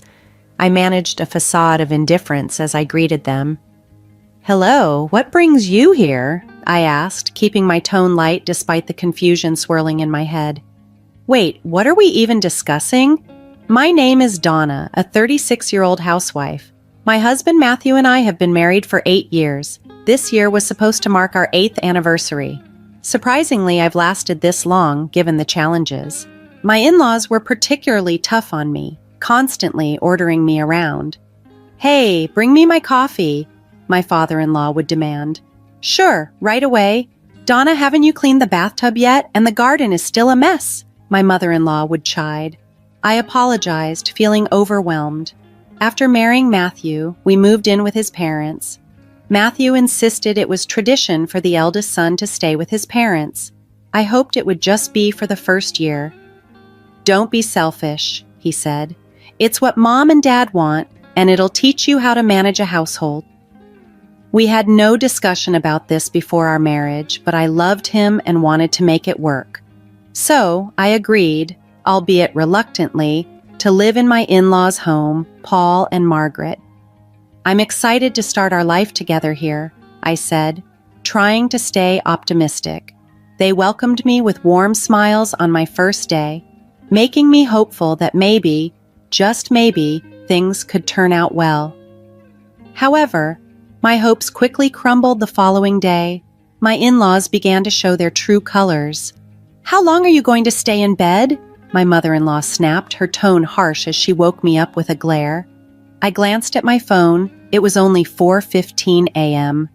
"It's only 4:15, I mumbled sleepily. "So what? Do you think you can finish all your chores if you wake up this late?" she retorted. I was bewildered by her expectations, but it soon became clear what she demanded. "First, you need to prepare breakfast for everyone. Pancakes for Paul, cereal for me, and you must also make salads and cook eggs. And don't forget to pack Matthew's lunch for work." With such a laundry list of tasks, I realized waking up early was my new norm. Despite my grogginess, I managed to whip up breakfast and pack a lunch for my husband. But when breakfast time came, my in-laws were inexplicably furious. "What is this? I just had scrambled eggs yesterday. You can't do the same thing 3 days in a row. You need to be more creative," my father-in-law barked. I was taken aback. I had only arrived the previous afternoon. How was I supposed to know his daily menu preferences? My husband, meanwhile, showed no interest in defending me. He sat silently, absorbed in his breakfast and the TV, seemingly oblivious to my plight. Their unreasonable anger was a shock, and I felt utterly alone. When it was finally my turn to eat, after my father-in-law had left for work, I sat there with my cold breakfast under the scrutinizing gaze of my mother-in-law. "How long do you need to eat? You are slow," she commented disdainfully. From the very first day, I felt a sense of despair. Why was I being treated this way? That night, alone with my husband in our room, I pleaded with him, "Do we have to live here with them?" The thought of living like this forever was unbearable, and my distress must have shown because I couldn't help but speak my mind through tears. My husband seemed taken aback by my emotional outburst. "Don't be so hard on yourself," he tried to reassure me. "They're just testing you to see if you can handle the pressure. Once they see you're strong enough, they'll start treating you better." "Really?" I questioned, skeptical yet desperate for a glimmer of hope. "Of course," he insisted. "Just give it some time. You'll win them over." Encouraged by his words, I resolved to do my best, believing that eventually my in-laws would come to accept me. With this new determination, I threw myself into meeting their expectations, tackling all the household chores with as much diligence as I could muster. However, things didn't go smoothly. The demands of my in-laws were erratic, often changing unexpectedly, which left me confused and prone to mistakes. Whenever I faltered, the scolding was immediate. "Oh my, why can't you do what you're told? You are a dawdler," my mother-in-law would scold, using the nickname that stung with every utterance. I was deeply saddened by her harsh words, but my frustration began to fuel a determination within me. I was resolved to master the household tasks and earn their approval, no matter how unfairly they treated me. This determination became a kind of silent competition with myself. Gradually, I learned to detach from the immediate sting of their remarks, viewing their criticisms more like the meaningless barking of two upset dogs, an analogy that somehow made it easier to cope with the stress. This perspective prevented their harshness from weighing me down emotionally. However, while I managed to cope better with my in-laws, my relationship with my husband started to show signs of strain. We had been married for 4 years, and over time he became increasingly distant. He used to cherish our time together, planning outings on our days off and sharing lively conversations with me at night. But recently he had grown silent, especially concerning the issues with his parents. Whenever the topic of their treatment came up, he seemed to withdraw further, preferring to remain uninvolved. This shift in his behavior troubled me deeply, as it felt like I was losing not just the battle with my in-laws, but also the connection with the man I married. Whenever I shared the day's events with my husband, he seemed distant and uninterested in anything I had to say. It felt like he was gradually losing interest in me and our marriage. I found myself questioning whether it was right to continue in a relationship where I felt so unsupported. During this period of doubt, my father-in-law unexpectedly fell ill and passed away. The shock of his sudden death deeply affected both of us. My mother-in-law, Margaret, was especially devastated, having lost her lifelong companion. Despite her previously harsh treatment towards me, I couldn't bear to see her so broken. I made up my mind to stay by her side and help her through her grief. "How are you feeling, Margaret?" I asked gently, trying to offer some comfort. "Thank you for asking, Donna. I'm feeling a bit better today," she replied, her voice weak. The loss seemed to have softened her somehow. The once harsh and demanding mother-in-law was now visibly fragile and exhausted. Recognizing her need, I took it upon myself to take care of her. I managed all the household chores, regularly bought her favorite treats, and even took her out to a cafe when she felt up to leaving the house. The experience of losing someone so close was undoubtedly profound, and I understood that. As I continued to support Margaret, she began to recover gradually. She smiled more often and started to take on small activities by herself. Eventually, she even expressed her gratitude to me, a moment I never thought I'd witness. "Donna, thank you. Thanks to you, I'm finding my way back. I'm sorry for how I've treated you," she said one day, her voice filled with sincerity. "It's okay, Margaret. I hope we can support each other from now on," I replied, feeling a genuine connection forming between us. From that point, the harsh treatment and bullying stopped. Our relationship transformed, and I finally felt a sense of harmony in the house. Reflecting on the early days of my marriage, I remember how overwhelmed I felt. Considering escape from the daily demands of creating varied breakfasts and meeting my father-in-law's strict standards, it was clear now how much my mother-in-law had been under his influence. Understanding this, I felt a new empathy for her. She had lived under significant pressure and control, which she had unwittingly passed on to me. Now, freed from that dynamic, we both found a way to coexist more peacefully and supportively. My mother-in-law had grown to see her stringent way of life as normal, largely influenced by her mother-in-law.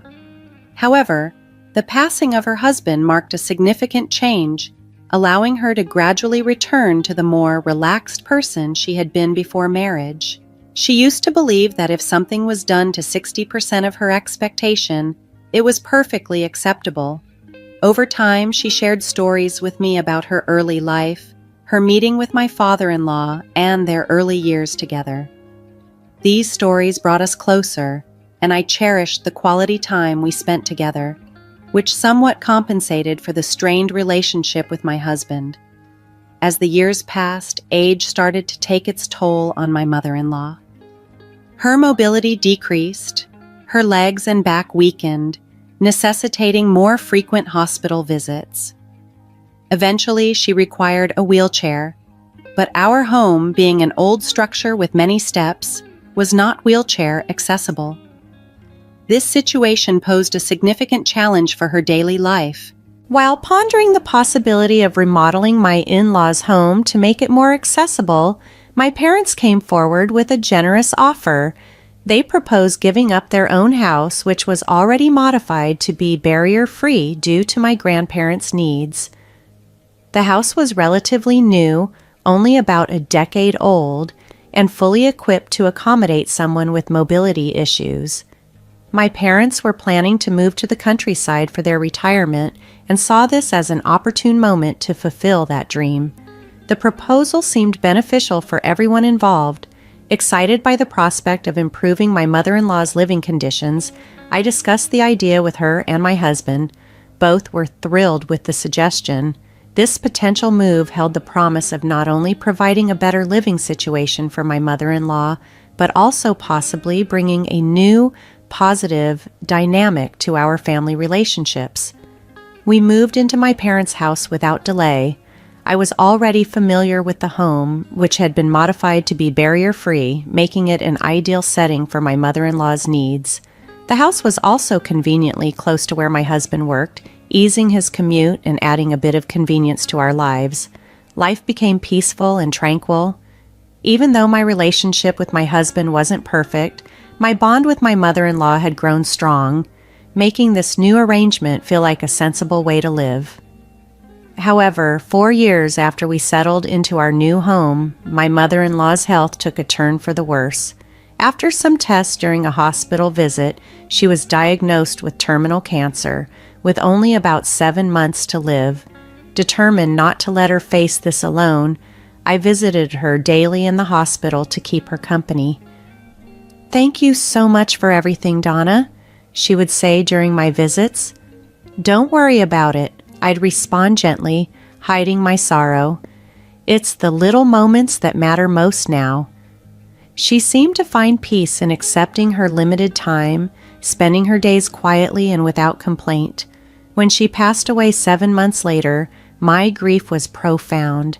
Initially, our relationship had been fraught with difficulty due to her harsh treatment, but over the 7 years we spent together, she had become incredibly dear to me, almost like a second mother. At her funeral, my tears flowed unceasingly, a testament to the deep bond we had forged, especially in her final years. Following her passing, the house felt emptier, and so did my heart. The presence of my mother-in-law had filled our home with a kind of energy that was now painfully absent. With just my husband and me remaining, I couldn't shake off the intense feeling of loneliness, as if a vital part of my life was missing. Since I had spent most of my days with my mother-in-law, her absence brought into sharp focus the growing distance between my husband and me. We barely spoke in the mornings or evenings, and on days off, outings as a couple were non-existent. My husband started working longer hours, often coming home late, and even began working through weekends. It seemed like he was intentionally trying to avoid spending time at home. Feeling increasingly isolated and lonely, I decided to take up a part-time job. This turned out to be a refreshing change. Interacting with my colleagues brought a sense of camaraderie and relief. We shared our frustrations and challenges, which became a much-needed outlet for my stress. However, just when I started to adapt to this new phase of my life, my husband blindsided me with a request for a divorce, thrusting the papers in front of me without warning. "I want a divorce," he declared. I was stunned, not just by the request, but by the abruptness of it all. He then dropped another bombshell. "I have someone I'm in love with," he admitted, and without pausing, he introduced me to Anna, a young woman dressed in flashy clothes. It turned out she worked at a strip club he frequented, and they had started an affair. What's more, she was pregnant with his child. "I want to leave you and remarry her," he said flatly, as if our years together meant nothing. The shock was immense. After all the years I'd dedicated to managing our home and enduring the challenges with his family, his betrayal felt like a severe blow. Anna, standing there, seemed almost gleeful about the situation. "We have a new family member on the way, so will you make things easy and step aside?" she asked smugly. Their blatant disregard for my feelings solidified my decision. I agreed to the divorce. "I'll give you some time to find a place and move out," my husband said, as if granting me a favor. I signed the divorce papers with a heavy heart. Now we were essentially strangers. 9 days later, my ex-husband and Anna showed up at my door. "Haven't you moved out already? You're always so slow," he taunted, echoing the unfair criticisms I used to hear. At that moment, I realized that the end of this chapter was indeed the beginning of a new, hopefully brighter one. I replied calmly, unbothered by their urgency and ready to move forward on my terms. They seemed quite pleased to see the cardboard boxes stacked up at my old place, An hour later, the movers arrived and whisked everything away. Good, then get the hell out of here. My ex-husband jeered, with his partner smirking beside him as they waved me goodbye. Unbeknownst to him, I had a surprise up my sleeve that I chose not to reveal just yet. I had already moved to a new house and was settling in comfortably. A week later, a knock at the door startled me. It was my ex-husband and his partner. "How did you find me?" I asked, genuinely puzzled. "We followed you from work. That's a bit stalker-like, isn't it?" Their expressions were tense, clearly upset about something. "What's going on?" I played dumb as they burst out. "We were living in that house and suddenly got an eviction notice." "Oh, is that so? I wonder why," I feigned ignorance. "Don't play dumb. You must have done something," they accused loudly. I had no choice but to reveal the truth. "Well, I sold the house," I said simply. "What? Why would you sell it without asking? You can't do that," the woman exclaimed shrilly. "That house was mine to sell.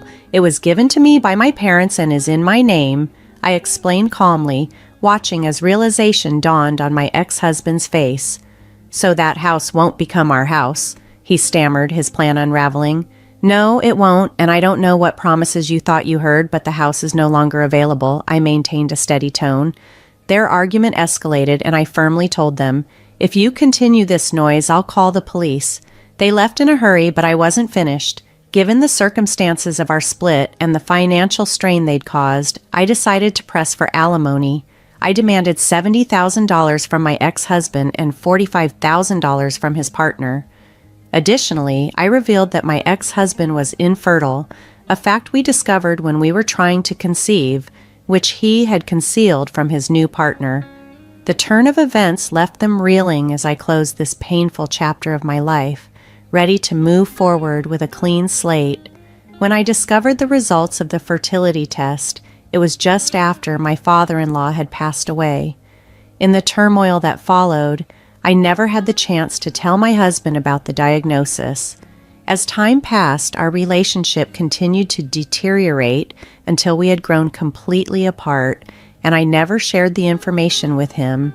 This oversight turned into a significant revelation later on. When my ex-husband introduced his new partner as pregnant, the truth about his infertility meant that he couldn't be the father of her child. This revelation threw them into turmoil, ultimately leading to their separation. Amid these developments, I asserted my rights and demanded alimony from both of them. I made it clear that if they failed to comply, I would take legal steps to ensure payment, including wage garnishment if necessary. My ex-husband, having lost his house, ended up living in a modest apartment burdened with debt. Meanwhile, his former partner moved back in with her parents, relying on them to help raise her child and assist with her financial obligations. Both found themselves in dire straits, a situation that seemed fitting given the circumstances. Amid these changes, my workplace offered me a full-time position, which significantly improved my financial stability. I moved into a comfortable studio apartment and immersed myself in my work.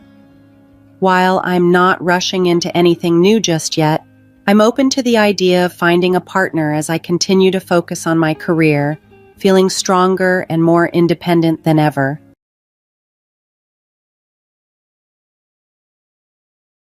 When I inquired why Eric created a family card for his in-laws, he responded with a chuckle, "They're my family, so of course they deserve one. Do you have an issue with that?" He followed up by saying, "If you knew the importance of those who support you when you're alone, you wouldn't question it. Were you surprised by my assertive tone?" I was indeed taken aback. Eric, always direct, further explained, "If you truly appreciate them, you'd contribute more to my family. Then you'd belong. Until then, consider it a probation period." I was unfamiliar with the concept of trial in family dynamics. Eric elaborated, "It means you're not completely accepted into the family yet. If this bothers you, you're free to leave. For now, it's just the 5 of us." This revelation stunned me, prompting me to immediately cancel our joint credit cards and move out. My name is Sandra. I'm 32 years old and I illustrate professionally from my home studio.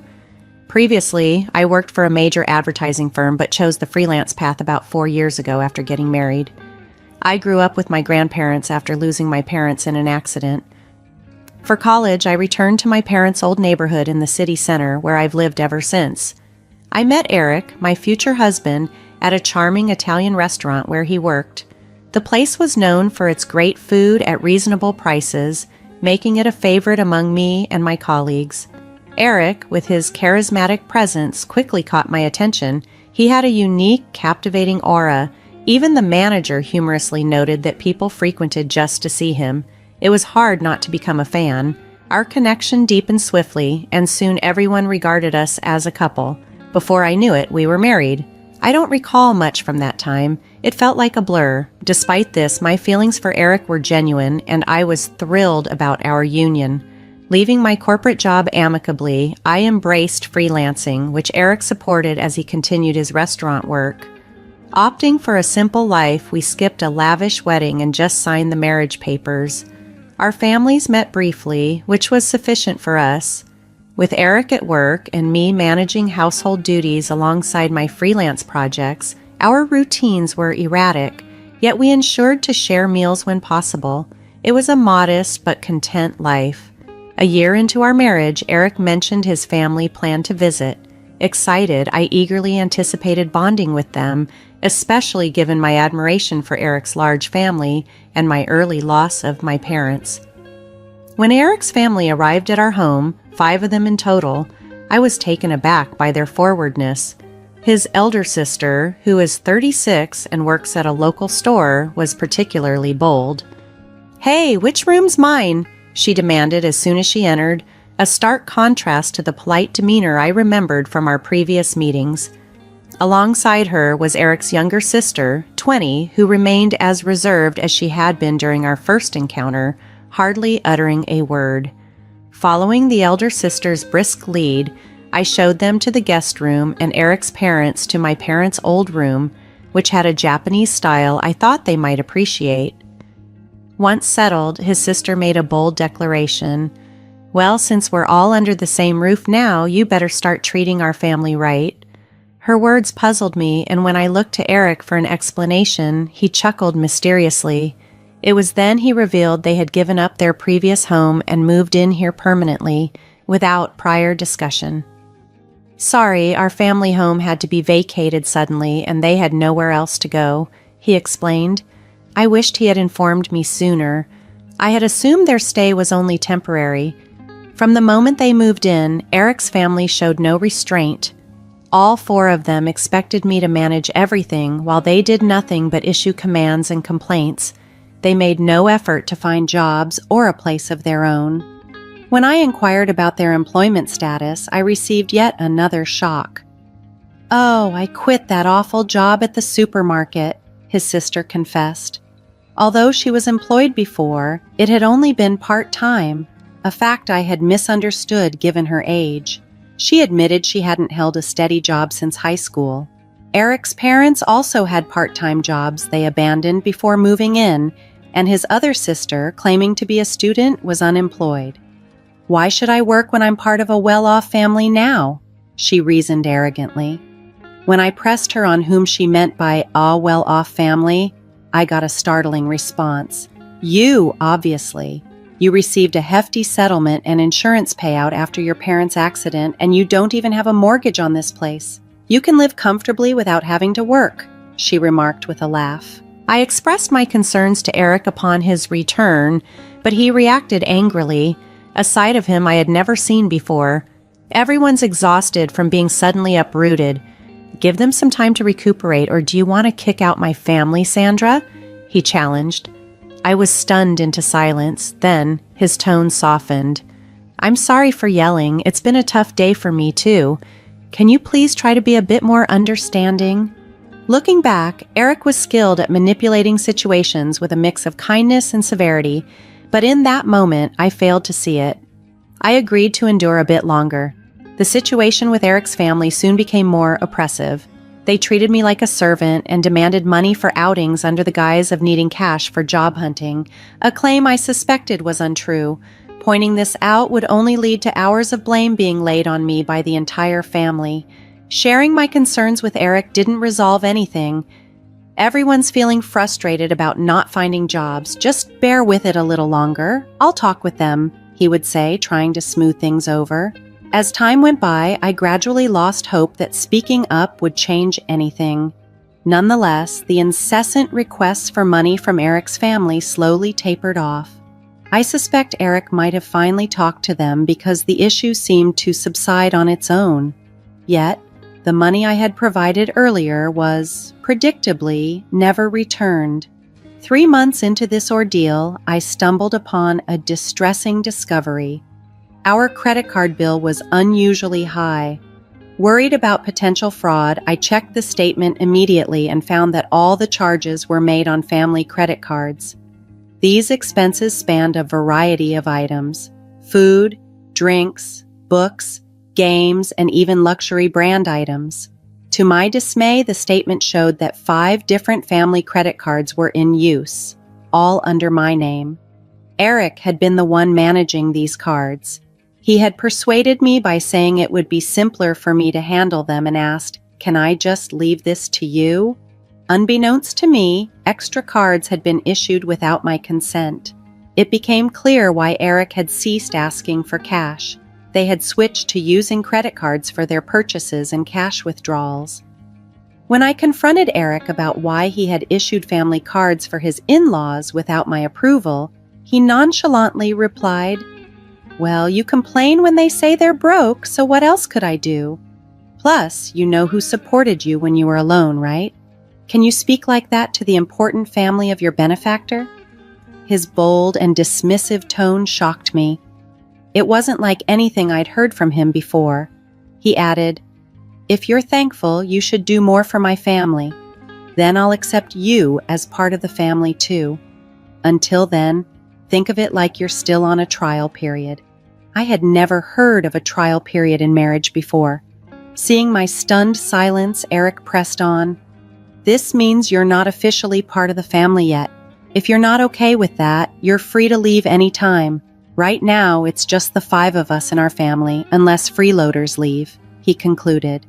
That moment crystallized Eric's true nature for me, leaving me feeling as if all color had drained from my face. I began to contemplate divorcing Eric and started to question why I had married him in the first place. Initially, I was drawn to him simply because he was physically attractive, like many other women. At first, I was just infatuated with his looks without any substantial reason. Then, during one of my visits to the restaurant, Eric approached me as I was heading to the restroom and remarked, "You seem different, Sandra, kind of mysterious. Sorry, I shouldn't say that to a customer." I was taken aback but intrigued, and I began to pay more attention to him from then on. Maybe that was his strategy to make me like him. Looking back calmly, it all adds up. I remember once a colleague jokingly said I was a wealthy lady living alone in a condo, and soon after that, Eric started showing more interest in me, possibly because he was intrigued by my wealth and living situation. Honestly, Eric wasn't exactly my type. To put it nicely, he was more modern.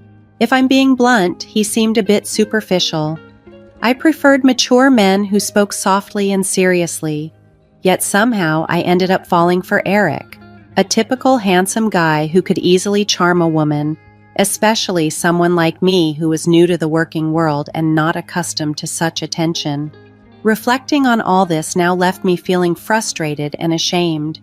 I felt an urge to lash out and break things around the house, a stark contrast to the controlled life I had strived to maintain. Resisting the urge to lash out, I instead decided to carefully plan my next moves. To get even, I knew I had to play the long game, managing the situation with as much cunning as Eric had employed in manipulating me. The condo we lived in, purchased on a mortgage by my father just after my birth, wasn't expensive back then. However, due to the rapid development in the area and a new shopping center nearby, it had become a sought-after luxury residence. My parents, hoping to expand our family, had chosen a large condo, which now provided ample space even with Eric's family invading our home. Their presence was a constant irritation, especially since I worked from home, but I bore it all for the sake of my plan for revenge. When I was 4, both my parents tragically died in a car accident while returning from my paternal grandfather's funeral. They collided with a speeding car on the freeway. That day I was supposed to be with them but stayed home due to a high fever from the flu, making me the sole survivor of our immediate family. The mortgage was covered by the group credit life insurance they had, which meant I only had to handle the management fees and property taxes for the condo. Eric suggested he could contribute just a bit more than the cost of those fees since there was no mortgage. If I pitch in that much, we should be able to manage with Sandra's income, right? We'll each use our earnings for personal expenses. Sounds fair, doesn't it? He had proposed. I agreed, thinking it might ease some of my financial burden. At that time, I was still somewhat blinded by my feelings for Eric and went along with his suggestion. It seemed Eric perceived himself as the head of the household, somewhat providing for me, while in reality, I was the one covering most of our living expenses, including utilities, groceries, and any social outings. Now, with 5 extra dependents in the house, managing my income alone was becoming unsustainable. Yet I feigned ignorance and bore the increasing strain, biding my time and watching as Eric's family indulged in shopping sprees at my expense, reminding myself that I would have the last laugh. 6 months into plotting my departure, I reached my breaking point and decided it was time to act. Exhausted and resolved, I confronted Eric. I'm at my limit. It's time to make a choice. It's either me or your family, I told him, presenting him with an ultimatum. He was visibly taken aback, but I continued undeterred. None of your family members lift a finger to help around the house. They just dump all their chores on me. You know I work from home. I'm not just idly passing the time. Yet they treat me like a freeloader and belittle me, claiming you're the one supporting me. I've had enough, I cried out as I faced him. Eric responded with just a smirk. Then you should leave. Didn't I warn you before? You're not truly part of this family yet. Giving up now means you haven't earned your place in it, he retorted. Shocked by his coldness, I stared at him in disbelief. What's surprising? If you can't tolerate my family, then it's you who must leave, he concluded. This stark revelation made me see the depth of his manipulation and solidified my decision. It was time to reclaim my life and my home. As I realized the extent of Eric's scheme, a chilling clarity settled over me. He had plotted this entire scenario, hoping his family's overwhelming presence would drive me out, making it easier for him to claim the apartment and possibly part of my savings as alimony. This revelation, despite my suspicions, was still a shock. I had once loved and married Eric, but this realization catalyzed my decision to leave him for good. Resolute, I declared, I've decided to divorce you, Eric, but let's be clear, this condo is mine and I am not at fault here. You brought your family into our home without my consent and allowed them to disrespect me. Eric looked genuinely surprised by my firm stance, unaccustomed as he was to me defying him. Until now, I had mostly acquiesced to his demands, but recalling those moments only fueled my anger. I can't tolerate another moment with you and your family, so I'm leaving now, but be ready to leave as well, I told him assertively.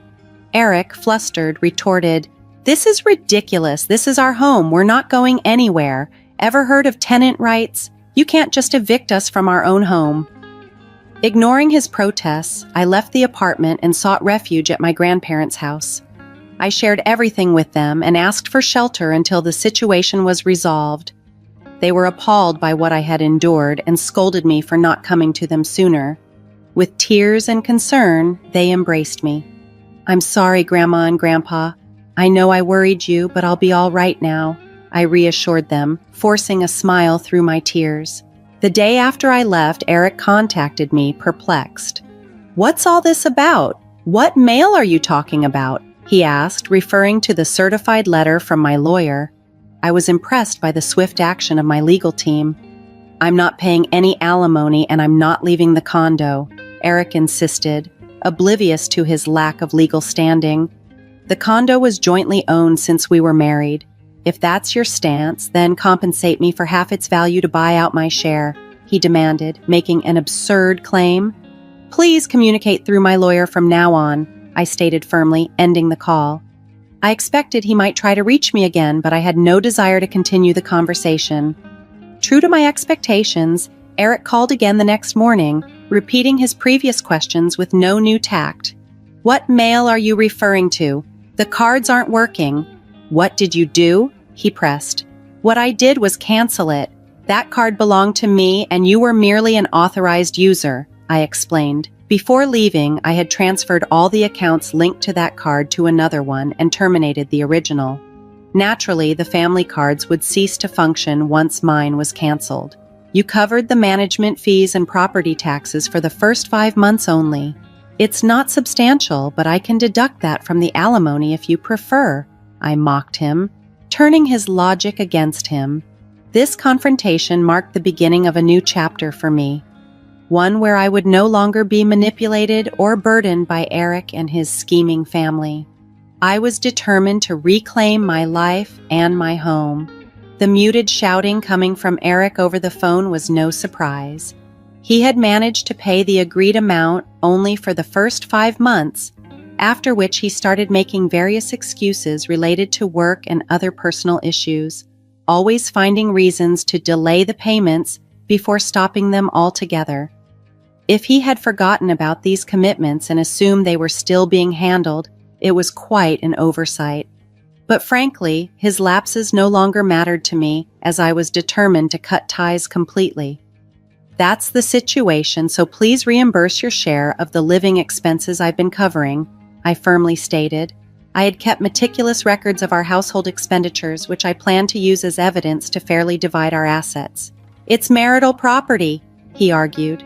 Yes, understood. Let's divide it accordingly, I agreed. He ended the call with a reminder, which seemed more like a prompt not to forget about his supposed entitlements. A few days later, he called again, repeating his earlier questions. It seemed they were not only short on memory, but also limited in vocabulary. What do you mean by the division of shared property? Why is it 0? You must be swimming in cash from your parents' insurance and alimony, he accused. Ah, so that was what they assumed. I patiently explained that my pre-marriage savings were not part of the marital property, and since we hadn't accumulated any savings during our marriage, the balance was naturally 0. Don't accuse me of deceit. If you doubt my honesty, you might want to seek legal advice. Henceforth, kindly communicate through my attorney. I won't engage in direct communication with you any longer, I declared, then ended the call and blocked his number. 1 month after my departure, Eric and his family finally vacated the apartment. Their departure wasn't due to a change of heart, but rather because they could no longer sustain their lavish lifestyle without access to my funds. Predictably, Eric's income alone wasn't enough to support a family of 5 accustomed to extravagant spending. Tightening their belts wasn't an option they were willing to consider. I had allowed them to use the card intentionally, knowing it would lead to this outcome. As financial pressures mounted, his family began badgering Eric for shopping funds, and when he refused, they resorted to pilfering from his wallet. Even in their frustration, they blamed him for my departure. To compound their troubles, I had arranged for the utilities, electricity, gas, and water, to be disconnected, since I had no intention of residing there any longer. Eric tried to get the utilities reinstated over the phone, but since the condo was in my name, no one else could restore them if the owner had ordered their termination. During the scorching summer and early autumn, his family struggled to endure the sweltering heat and eventually vacated the condo. Their destination was neither my concern nor interest. Eric tried to persist until the end, but ultimately capitulated due to the lack of electricity and the inability to maintain basic hygiene. The divorce proceedings, to my relief, progressed more swiftly than anticipated, not because Eric had a change of heart, but simply because the reality of his untenable situation became undeniable. Eric's actions betrayed the sanctity of our marriage as he pursued relationships with other women, misleading them with the allure of his so-called luxurious downtown apartment. Astonishingly, he carried out these behaviors under the watchful eyes of his family, who chose to ignore his indiscretions, showing that such behavior wasn't unexpected to him. Before leaving, I had discreetly installed cameras throughout the house, capturing clear evidence of his wrongdoings. Perhaps Eric underestimated me, but the evidence of his disrespect was undeniable. He had invited his family into my home without my consent, incurred substantial expenses on our joint credit card, and then left me to foot the bill. Moreover, his infidelity was the final straw. I sought significant compensation and alimony for these transgressions. When Eric was confronted with the financial consequences of his actions, he visibly paled and pleaded for reconciliation. However, I had no intentions of going back. Knowing he couldn't cover the costs, I pressured him to borrow as much as possible from his company and seized whatever assets I could. When I threatened legal action for the fraudulent use of our family car, he reluctantly agreed to my terms. I can only hope he earnestly attempts to settle his debts. The divorce has since been finalized, and I am now staying at my grandparents' home. I'm still undecided about what to do with the apartment. While it holds sentimental value as an inheritance from my late parents, the recent events have tainted my memories of the place. Selling it might be an option I consider. Professionally, my career as an illustrator is thriving. For now, I am content working from my grandparents' home, depending on their support a bit longer as I prepare for the next chapter in my life. As I move forward, I am resolved to be more discerning in choosing a partner, valuing traits beyond mere attractiveness. I hope to find a life partner with whom I can share my journey, someone who respects and values the same principles I do.